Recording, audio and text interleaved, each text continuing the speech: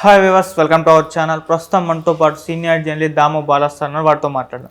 నమస్కారం సార్. నమస్తే sir, big boss 7 final తర్వాత అన్నపూర్ణ స్టూడియో వద్ద మన పల్లవి ప్రశాంత్ అభిమానులు మొత్తం ఆర్టీసీ బస్ పైన దాడి చేయడం చూసాం. సో ఈ ఘటన తర్వాత మరి పల్లవి ప్రశాంత్ పైన కొన్ని కేసులు నమోదు చేశారు, అరెస్ట్ చేయబోతున్న వార్తలు కూడా వస్తున్నాయి. దీనిపైన సజ్జనార్ కూడా ఒక స్టేట్మెంట్ ఇచ్చారు. మరి ఏం జరగచ్చు అంటారు సార్? మనకి సజ్జనార్ ఇప్పుడు ఆర్టీసీ ఎండీగా ఉన్నారు. ఆయన స్టేట్మెంట్ ఇచ్చారు. ఎందుకంటే ఆర్టీసీ ప్రాపర్టీ లాస్ అయింది. నిజానికి ఆర్టీసీ బస్కి దానికి సంబంధం లేదు. కొండాపూర్ సికింద్రాబాద్ వెళ్తున్న ఆర్టీసీ బస్సుని ఈ మోక ఆపి దాన్ని అద్దాలు పగలగొట్టి ధ్వంసం చేశారు. సో దీని మీద ఆయన కేసు పెడుతున్నారు. అది కాకుండా జూబ్లీ హిల్స్ పోలీస్ స్టేషన్లో, తర్వాత మాదాపూర్ పోలీస్ స్టేషన్లో కూడా అనేక కేసులు నమోదైనాయి. ముఖ్యంగా ఏంటంటే ఈ పల్లవి ప్రశాంత్ అభిమానులు అమర్దీప్ కారుని ధ్వంసం చేశారు. తర్వాత అశ్విని శ్రీ కారుని ధ్వంసం చేశారు.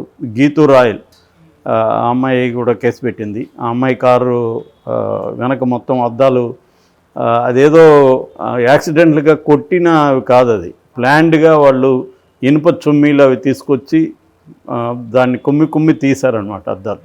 అంటే ముందే ప్లాన్డ్గానే వచ్చారు వాళ్ళు ఏదో పొరపాటున అక్కడికక్కడ రాళ్లతో కొట్టిన విషయం కాదు.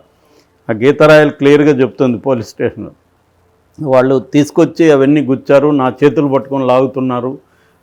మా నాన్న హాస్పిటల్లో జాయిన్ అయ్యాడని నేను అర్జెంటుగా వెళ్ళాల్సిన పరిస్థితి ఉంటే మా తమ్ముడు ఉన్నాడు, నేను ఇద్దరే ఉన్నాము, చాలా భయపడిపోయానని ఆమె చెప్తుంది. సో ఇంకొక అశ్వినిశ్రీ కూడా మా సిస్టర్ అమెరికా నుంచి నాకు కారు గిఫ్ట్గా ఇచ్చింది, దాన్ని ఇలా ధ్వంసం చేశారని ఆమె బాధపడుతుంది. సో వీళ్ళ ముగ్గురి వెహికల్ ధ్వంసం చేశారు. అదే కాకుండా పోలీసు బస్సు ఉంటుంది కదా, అది కూడా కొట్టి ధ్వంసం చేశారు. తర్వాత పోలీసు వెహికల్స్ని కూడా ఇచ్చేశారు. తర్వాత ఒక టీవీ ఛానల్ కెమెరామెన్కి కూడా కాలు ఎరిగిందని చెప్తున్నారు. సో పెద్ద ఎత్తున విధ్వంసం అయితే జరిగింది. దీనికి ప్రధాన కారణం మన పల్లవి ప్రశాంత్ అనేది పోలీసులు గుర్తించారు. ఎందుకంటే పల్లవి ప్రశాంత్ని ఫస్ట్ పోలీస్ ప్రొటెక్షన్లో బయటికి తీసుకెళ్ళినాక అతను వెళ్ళిపోకుండా మళ్ళీ గంటన్నర తర్వాత మళ్ళీ టాప్లెస్ దీంట్లో వచ్చి హంగామా చేయడం మొదలుపెట్టాడు. దాంతో వాళ్ళంతా రెచ్చిపోయారు. సో అతనే ప్రధాన కారణం అనేది పోలీసులు గుర్తించి సుమోటోగా కేసు పెట్టారు. ఎవరు కంప్లైంట్ ఇవ్వకుండా పోలీసులే జూబ్లీ హిల్స్లో కేసు పెట్టారు. ముఖ్యంగా రైటింగ్ అంటారు.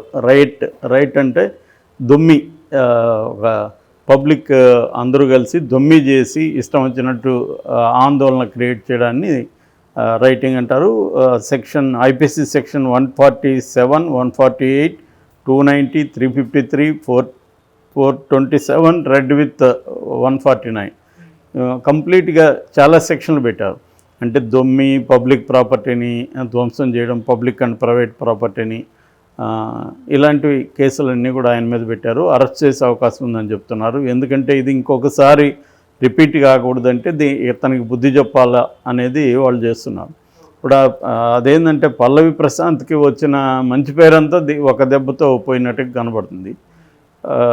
రెండవది ఏంటంటే ఇక్కడ వీళ్ళ అన్నపూర్ణ స్టూడియో జరిగినప్పుడు ఆ బిగ్ బాస్ టీం కూడా బాధ్యత వహించాలి.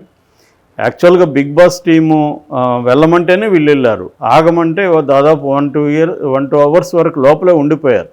బయట జనం ఎక్కువ ఉన్నారు, ఆగండి అని చెప్పారు. ఆగినప్పుడు ఉన్నారు, కానీ ఒక లేన్లో మాత్రమే పోలీసుల్ని పెట్టగలిగారు, మిగతా చోట్ల లేరు. ఎందుకంటే పోలీస్ ప్రొటెక్షన్ అనేది కూడా వాళ్ళు 100 మంది రాలేరు కదా, దాదాపు 1,00,000 మంది పైగా వచ్చినారని చెప్తున్నారు.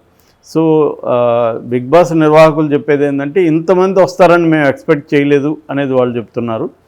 కానీ ప్రతిసారి ఇలాంటి డ్రామాలు నడుస్తూనే ఉంటుంది బిగ్ బాస్లో. కానీ ఈసారి ఏమైందంటే ఈ అల్లర్మోక అనేది పెరిగిపోయి అటాక్స్ చేసే స్థాయికి వెళ్ళిపోయింది.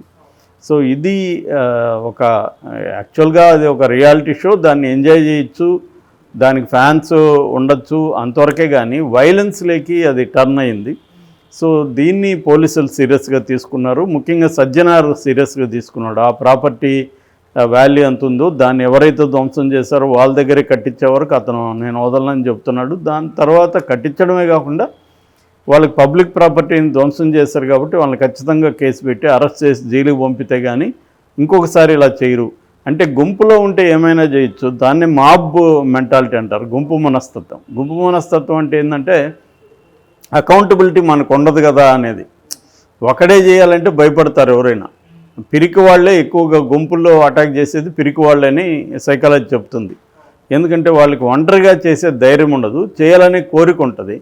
ఆ కోరికను ఎప్పుడు తీర్చుకోవచ్చు అంటే ఇలాగా గుంపుగా ఉండి అందరూ అటాక్ చేసినప్పుడు వీళ్ళు కూడా గుంపులో గోయిందా టైప్లో వీళ్ళు వెళ్ళి అటాక్ చేస్తారు. చాలాసార్లు ఈ గుంపు మాబ్ మర్డర్స్ అంటారు కదా, గుంపు హత్యలు, సామూహిక హత్యలు జరిగినప్పుడు కూడా ఇలాంటి పిరికి వాళ్ళు ఎక్కువగా అందరికంటే ముందు పొడుస్తారు వాళ్ళు. ఎందుకంటే వాళ్ళకి లోపల నిద్రాణమైండే ఒక వైలెంట్ డిజైర్స్ ఉంటాయి. అది ఒంటరిగా వాళ్ళు తీర్చుకోలేరు. వాళ్ళకి భయం కానీ లేకపోతే ఎవరైనా మనల్ని అటాక్ చేస్తారేమో ఒక భయం ఉంటుంది. అందుకని మనం చూస్తే అనేక ప్రపంచవ్యాప్తంగా కూడా ఈ మాబ్ సైకాలజీ మీద అనేక రీసెర్చ్లు జరిగాయి. దీంట్లో ఏంటంటే ఎక్కువ మంది కవర్డ్సే ఇలా బిహేవ్ చేస్తారని. సో ఆ మనస్తత్వం ఉంటుంది. ఇక్కడ కూడా ఏంటంటే లక్ష మంది పైన వచ్చేసారు, వేలాది మంది అక్కడ ఉన్నారు కాబట్టి ఆ గుంపులో ఇలాంటివి ధ్వంసం చేయడం, పబ్లిక్ ప్రాపర్టీని కావచ్చు, లేకపోతే వీళ్ళ మీద కూడా సెలబ్రిటీస్ మీద ఒక తెలియని జలసీ కూడా లోపల ఉంటుంది.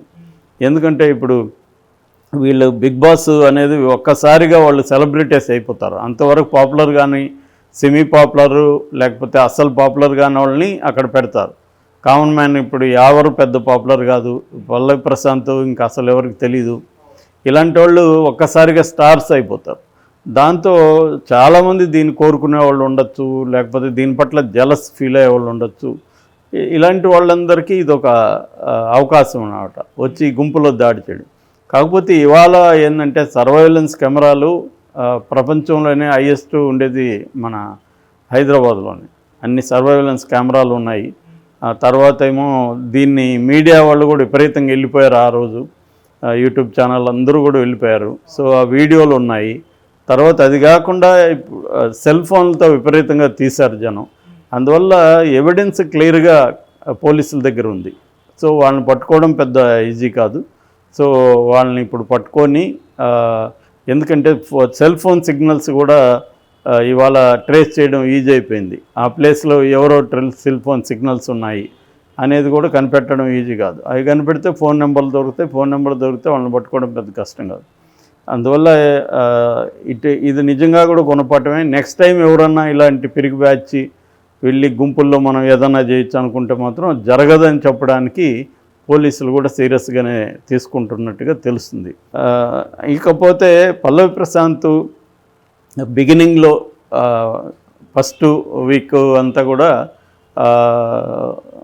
ఒక నెగిటివ్ ఇది బిగినింగ్లో వచ్చింది. అతనికి ఎలా బిహేవ్ చేయాలి అక్కడ తెలియకపోవడం, ఆ రితికతో పులిహోర కలపడం, ఇవన్నీ బిగినింగ్లో నెగిటివ్ వచ్చింది. దాని తర్వాత ఆ అమ్మాయి రివర్స్ అయింది. అమ్మాయి రివర్సెస్ అయితే ఇతను షాక్ అయ్యాడు, ఏం చేయాలో తెలియని పరిస్థితి. అక్కడి నుంచి కొంత శివాజీ గైడ్ చేయడం, తర్వాత అతనికి కూడా అర్థం కావడం, దాంతో అతని అక్కని ఒక డ్రామా ప్లే చేయడం, ఇవన్నీ జరిగాయి. ఇంకొక ఇదేంటంటే అతన్ని ఎవరు అసలు వస్తారనుకోవాలి. ఎక్కువ మంది శివాజీనే అనుకున్నారు, లేదా అమర్ అనుకున్నారు. కానీ శివాజీ అనూహ్యంగా అసలు రన్నరప్గా కూడా రాలేదు. నిజానికి శివాజీకి నాగార్జున ఇచ్చిన ఇంపార్టెన్స్ చూసినప్పుడు ఇతను ఖచ్చితంగా ఆల్రెడీ డిసైడ్ అయిపోయారు వీళ్ళు శివాజీకి అనేసి అనుకున్నారు. కానీ శివాజీ ఏంటంటే అతను ముందు చేతికి గాయమైంది, దానివల్ల ఫిజికల్ యాక్టివిటీస్లో పాల్గొనలేదు. రెండోది అతని యాటిట్యూడ్, అతనేదో అతనే బిగ్ బాస్ లాగా వ్యవహరించే పద్ధతి.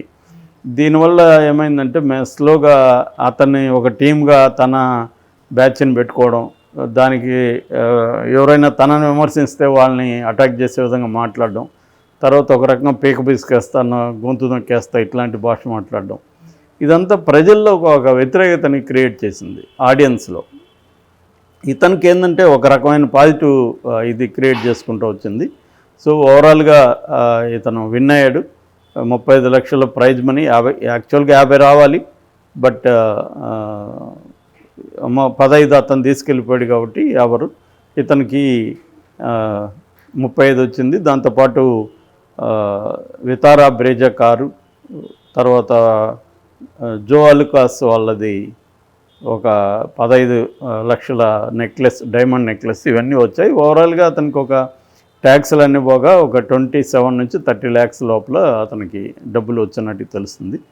బట్ అతని మీద విమర్శ ఏంటంటే ఇతనికి ఒక మిర్చి మొక్క ఇచ్చాడు నాగార్జున. ఫస్ట్ టైం అది ఇతను వేరే పనులలో ఉండి దాన్ని పట్టించుకోలేదు. తర్వాత కూడా ప్రైజ్ మనీ తీసుకొని వెళ్ళాడు కానీ దాన్ని తీసుకొని వెళ్ళలేదు. ఇతనేం రైతు బిడ్డ అన్న విమర్శలు కూడా వస్తున్నాయి. ఏదేమైనా ఒక కామన్ మ్యాన్ ఈ స్థాయికి రావడం, పట్టుదలతో సాధించడం అనేది లక్షలాది మందికి అయితే ఇన్స్పిరేషన్ అని మనం చెప్పొచ్చు ఖచ్చితంగా.